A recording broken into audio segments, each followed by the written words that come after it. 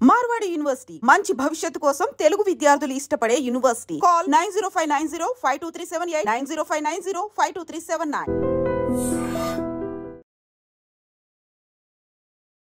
పెరుగు తింటే ఆరోగ్యానికి మంచిదని మనందరికీ తెలుసు. అయితే పెరుగు నిజంగా ఓ మెడిసిన్ లాంటిదని చెప్పొచ్చు. గట్ హెల్త్కి, జీర్ణ వ్యవస్థకి ఎంతో ఉపయోగపడుతుంది. దీనిలో ఉండే మంచి బ్యాక్టీరియా మన పొట్టలో పనికొచ్చే బ్యాక్టీరియాని పెంచి జీర్ణశక్తిని బాగా మెరుగుపరుస్తుంది. అయితే ఆరోగ్య ప్రయోజనాలన్నీ మనం పెరుగుని ఎలా తీసుకుంటున్నామన్న దానిపైనే ఆధారపడి ఉంటాయని చాలా మందికి తెలీదు. పెరుగు మంచిదని నమ్మి ఎప్పుడు పడితే అప్పుడు, ఎక్కడ పడితే అక్కడ, ఎలా పడితే అలా తినేస్తూ ఉంటాం. కానీ ఈ అలవాటు వల్ల నష్టమే ఎక్కువ అవుతుంది.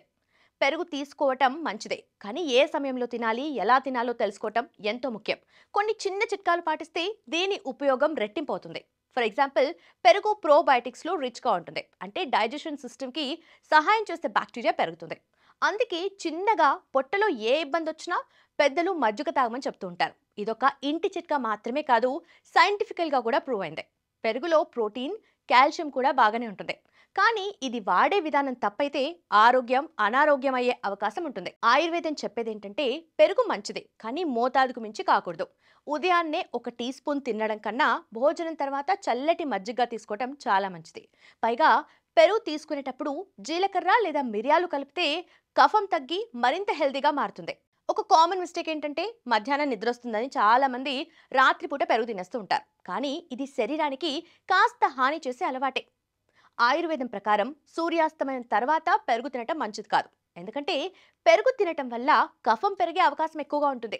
దాంతో తరచూ జలుబు, దగ్గు, శ్వాస సంబంధిత ఇబ్బందులు వస్తుంటాయి. శ్వాస సమస్యలతో బాధపడే వాళ్ళు అయితే రాత్రి పెరుగు తినటాన్ని పూర్తిగా మానేయటమే బెటర్. ఇంకొక అలవాటు ఏంటంటే పెరుగును అరటి పండుతో కలిపి తినటం. రుచి మాత్రం అద్భుతంగా ఉంటుంది, కానీ జీర్ణ వ్యవస్థకు ఇది మంచిది కాదు. పెరుగు పండ్లతో కలిపి తినటం వల్ల అసిడిటీ, గ్యాస్, యాసిడ్ రిఫ్లక్స్ వంటి సమస్యలు వచ్చే అవకాశం ఎక్కువగా ఉంటుంది. ముఖ్యంగా సిట్రస్ పండ్లు, దానిమ్మ గింజలతో కలిపి తినకూడదు.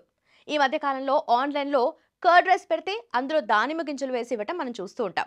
అలాంటి వాటిని పక్కన పెట్టడమే మంచిది. ఇంకొక ఆసక్తికరమైన విషయం ఏంటంటే కొంతమంది వంటల్లో పెరుగును ఉపయోగించి పులుసు కాస్త బాగా రావాలని వేడి పదార్థాల్లో కలుపుతూ ఉంటారు. కానీ ఇది పెద్దగా మంచిది కాదు. పెరుగును వేడిగా చేయడం వల్ల అందులో ఉండే హెల్తీ బ్యాక్టీరియా నశించిపోతుంది. పైగా రుచి కూడా పుల్లగా మారుతుంది.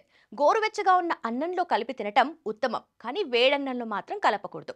ఫైనల్ గా పెరుగు తినటం ఆరోగ్యానికి ఎంతో మంచిది, కానీ అదే తప్పుడు టైంలో తింటే ఆరోగ్యం పాడవుతుంది. కాబట్టి క్వాంటిటీ, టైమింగ్, కాంబినేషన్ ఈ మూడింటి విషయంలో జాగ్రత్త తీసుకుంటే అది పెరుగే కాదు, అమృతం అవుతుంది. ఈసారి పెరుగు తినే ముందు జాగ్రత్త మరి.